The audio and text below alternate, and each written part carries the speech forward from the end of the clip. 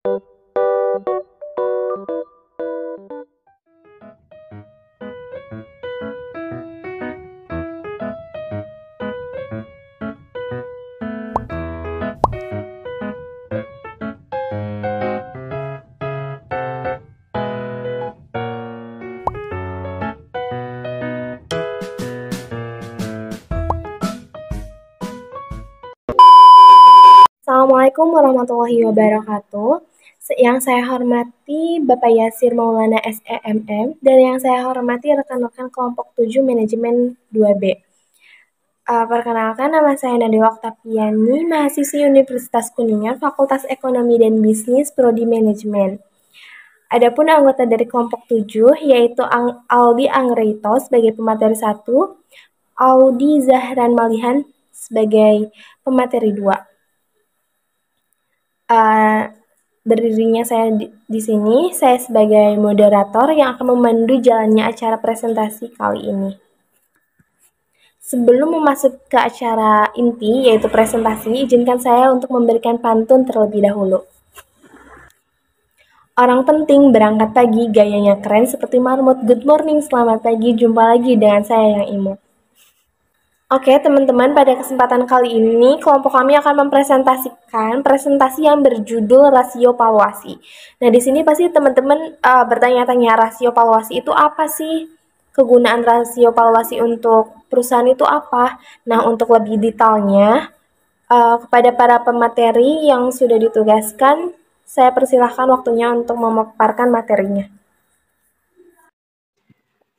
Terima kasih kepada Nadila yang telah mempersilahkan saya sebagai pemateri pertama. Rasio keuangan merupakan alat analisis perusahaan untuk menilai kinerja suatu perusahaan berdasarkan perbandingan data keuangan yang terdapat pada laporan pos keuangan, seperti neraca, laporan laba rugi, dan laporan arus kas.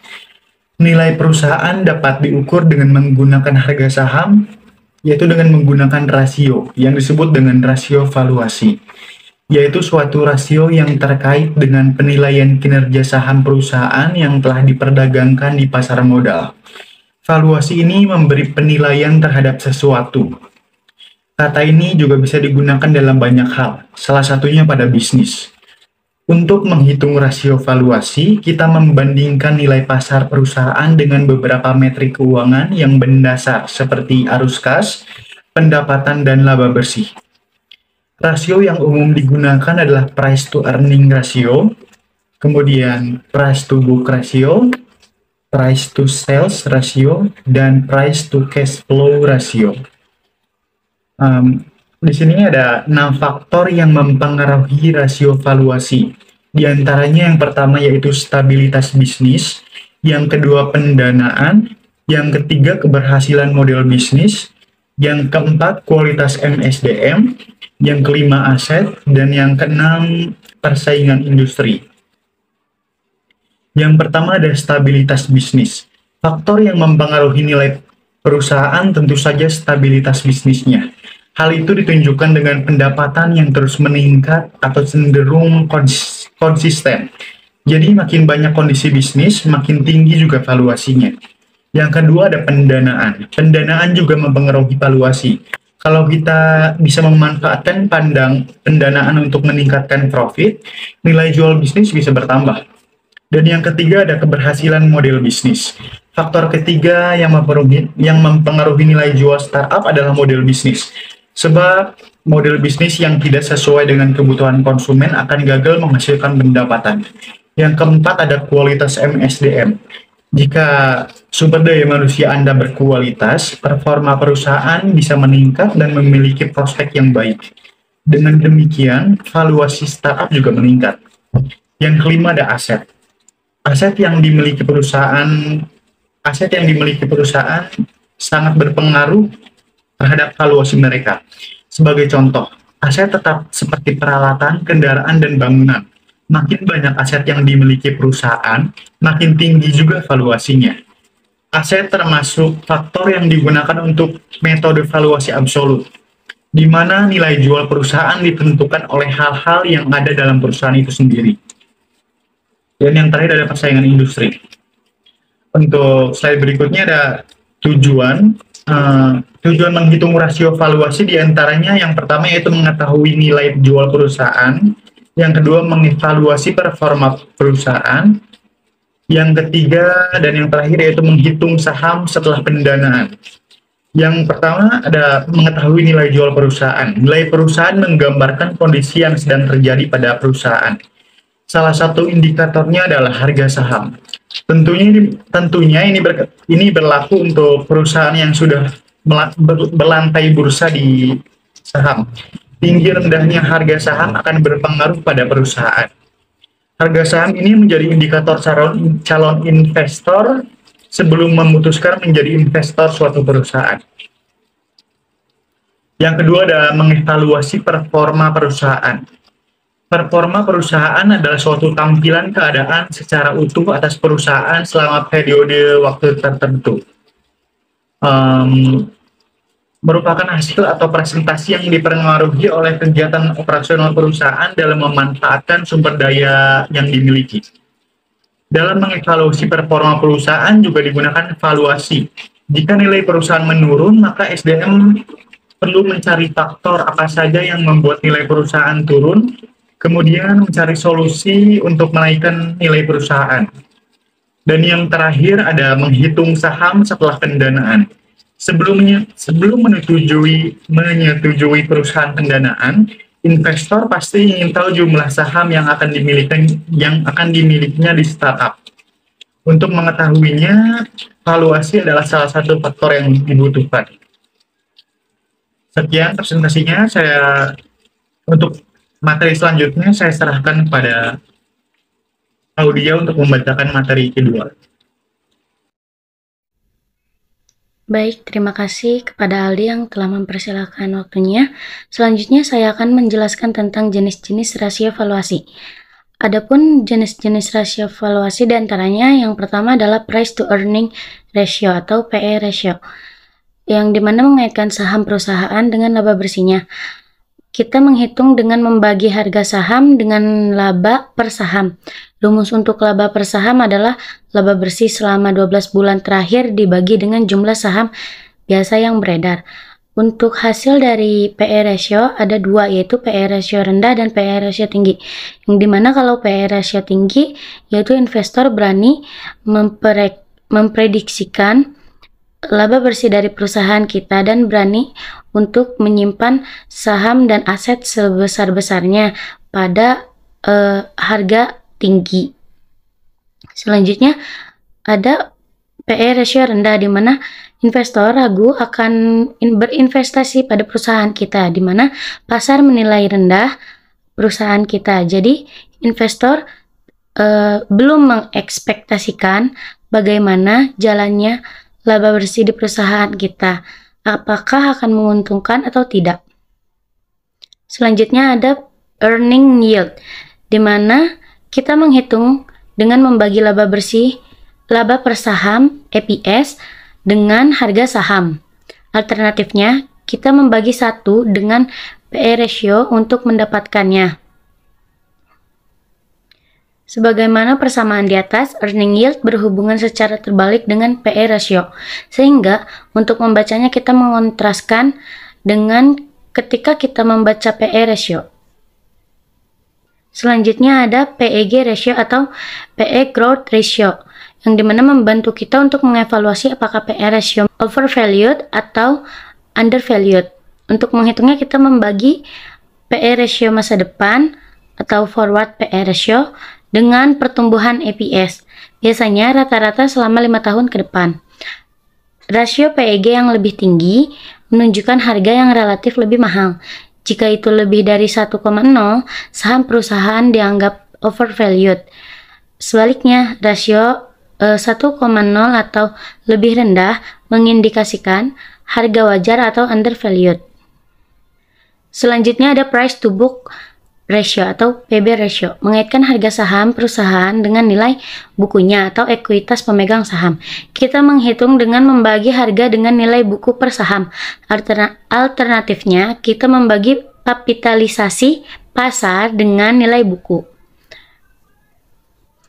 Ketika PB ratio lebih Dari satu, pasar memperdagangkan saham perusahaan pada premium di atas nilai bukunya. Alasannya mungkin pasar mengapresiasi saham perusahaan karena memiliki aset tidak berwujud yang signifikan, ekuitas merek yang kuat, paten dan pangsa pasar yang dominan mendukung keunggulan perusahaan di atas pesaing. Selanjutnya ada price to sales ratio atau PS ratio, mengaitkan harga saham dengan penjualan perusahaan.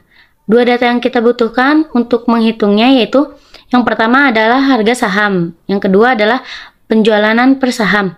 Untuk mendapatkan penjualan per saham, kita membagi pendapatan perusahaan selama 12 bulan terakhir dengan jumlah saham yang beredar. Rasio tersebut memberitahu kita berapa banyak investor membayar saham dibandingkan dengan penjualan yang dihasilkan perusahaan. PS ratio yang tinggi mencerminkan kesediaan pasar untuk membayar lebih untuk saham perusahaan. Investor mengekspektasikan kenaikan harga di masa depan dikaitkan dengan keberhasilan perusahaan dalam membukukan kinerja pendapatan, atau pasar terlalu mengapresiasi saham perusahaan sehingga harganya terlalu mahal. Selanjutnya ada price to cash flow ratio atau PCF ratio, mengaitkan harga saham dengan berapa banyak uang yang dihasilkan perusahaan dari operasi.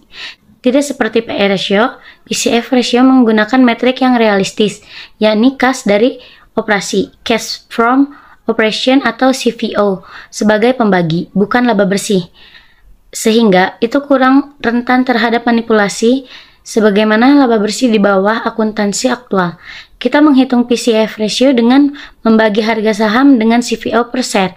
Adapun yang terakhir kita hitung dengan membagi CFO dengan jumlah saham yang biasa beredar. Sebagaimana PE ratio, PCF ratio yang tinggi mengindikasikan pasar mengekspektasikan perusahaan akan menghasilkan lebih banyak uang di masa depan. Selanjutnya ada earning per share. Laba per saham atau earning per share, EPS, menunjukkan berapa banyak laba yang tersedia untuk pemilik atau investor saham untuk setiap saham yang dipegang. Kita menghitung itu dengan membagi laba bersih dengan jumlah rata-rata tertimbang saham biasa, common shares, yang beredar sepanjang tahun. Kita harus menyesuaikan laba bersih jika perusahaan memiliki saham preferred. Formula IPS dasar adalah sebagai berikut. EPS sama dengan laba bersih dikurangi dividen preferred dibagi rata-rata tertimbang jumlah saham yang biasa beredar. Rumus di atas belum mempertimbangkan efek jika surat berharga dilusian dieksekusi. Mengkonversi surat berharga dilusian bisa mempengaruhi jumlah saham beredar, sehingga itu juga akan mempengaruhi nilai EPS. Karena alasan tersebut, kita juga harus menghitung EPS dilusian, menunjukkan berapa banyak laba yang tersedia bagi pemilik ketika semua surat berharga dilusian telah dieksekusi. Berikut rumusnya. EPS dilusian sama dengan laba bersih dikurangi dividen preferred dibagi rata-rata tertimbang jumlah saham biasa beredar ditambah saham biasa baru yang diterbitkan pada saat konversi. Selanjutnya ada dividen per saham. Dividen per saham menunjukkan berapa banyak dividen tersedia untuk setiap saham yang dipegang. Kita menghitungnya dengan membagi dividen tunai disesuaikan dengan dividen preferred dengan jumlah saham yang beredar. Dividen rumusnya sebagai berikut. Dividen per saham sama dengan dividen tunai dikurangi dividen preferred dibagi jumlah saham yang biasa beredar. Ketika berinvestasi di saham, dividen adalah sumber lain pendapatan bagi investor selain capital gain. Sehingga investor biasanya menyukai perusahaan dengan dividen per saham yang meningkat. Itu menunjukkan ekspektasi positif manajemen terhadap labanya di masa depan dan yakin peningkatan laba perusahaan dapat dipertahankan, sehingga mereka memutuskan untuk membayar dividen yang lebih tinggi dari tahun ke tahun.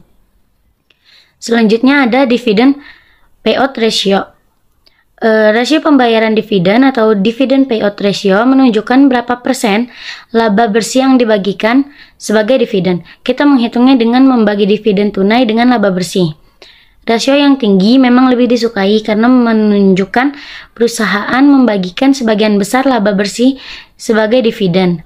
Dan di sisi lain, lebih sedikit sisa untuk modal internal, laba ditahan. Sehingga ada trade-off antara membagi dividen yang besar dengan memperkuat modal internal.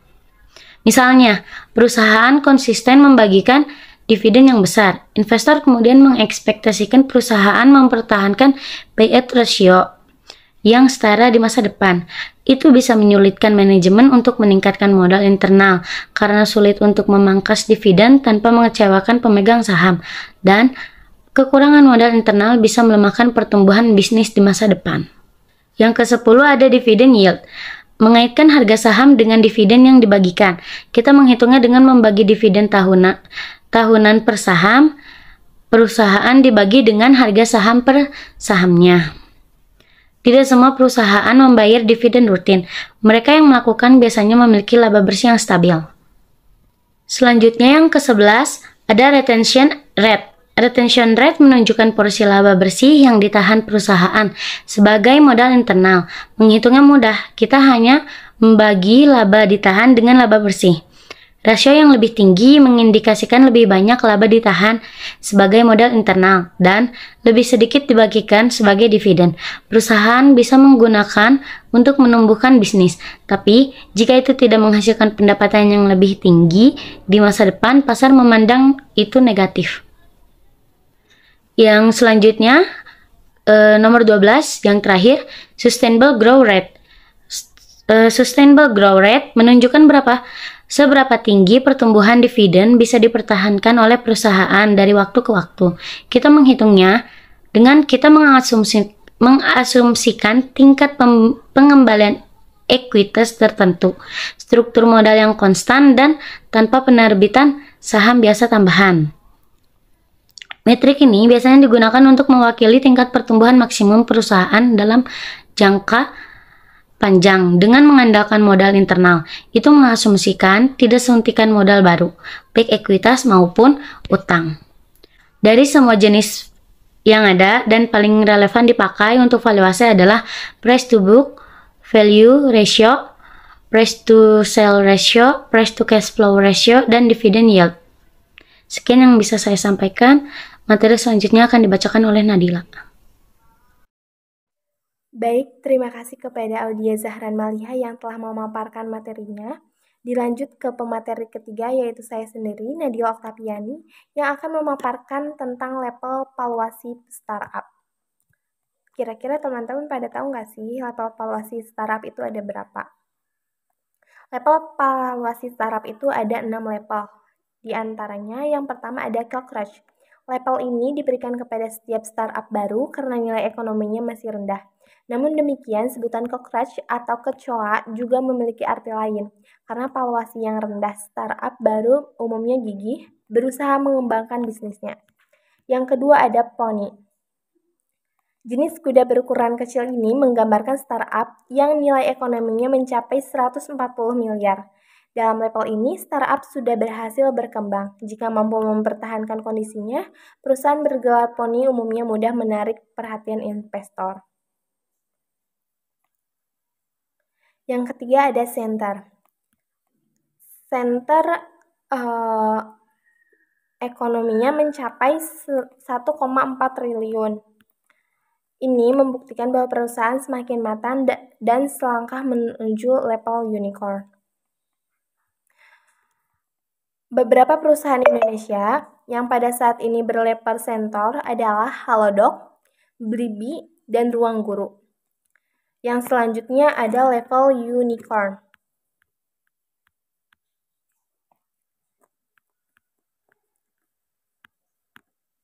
Selanjutnya yaitu level unicorn. Level unicorn saat ini dipegang oleh Sendit, Traveloka,